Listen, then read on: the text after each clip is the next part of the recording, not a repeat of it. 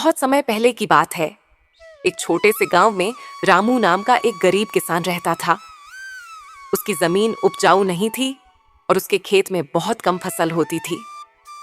वह दिन रात मेहनत करता, लेकिन उसकी गरीबी खत्म नहीं होती थी।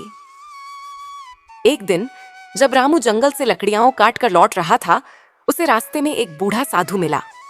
साधु बहुत भूखा था। बेटा, बहुत भूख लगी है, कुछ खाने को मिलेगा क्या? बाबा, मेरे पास बस यही रोटी का एक टुकड़ा बचा है, लेकिन आप इसे खा लीजिए। तू बड़ा नेकदिल है बेटा, मैं तुझे एक जादुई बीज देता हूँ। इसे अपने खेत में बो और धैर्य रख, सब ठीक हो जाएगा। जादुई बीज? क्या सच में?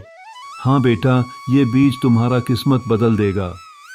रामू को विश्वास तो नहीं हुआ, लेकिन उसने साधु का सम्मान करते हुए बीज ले लिया और अपने खेत में बो दिया। उसने रोज उस बीज की देखभाल की, उसे पानी दिया और सूरज की रोशनी में रखा।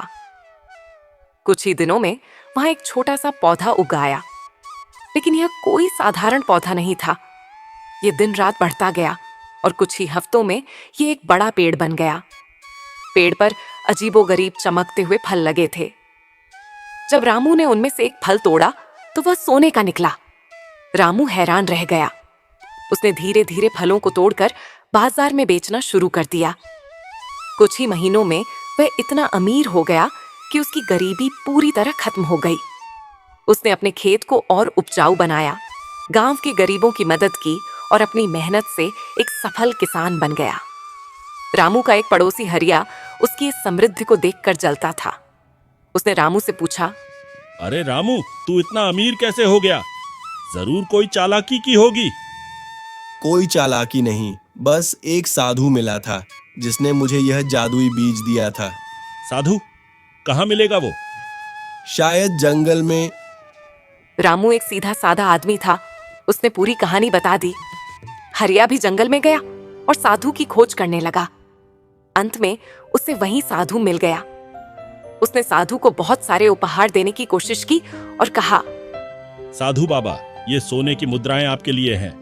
मुझे भी वही जादुई बीज दीजिए जो आपने रामू को दिया था।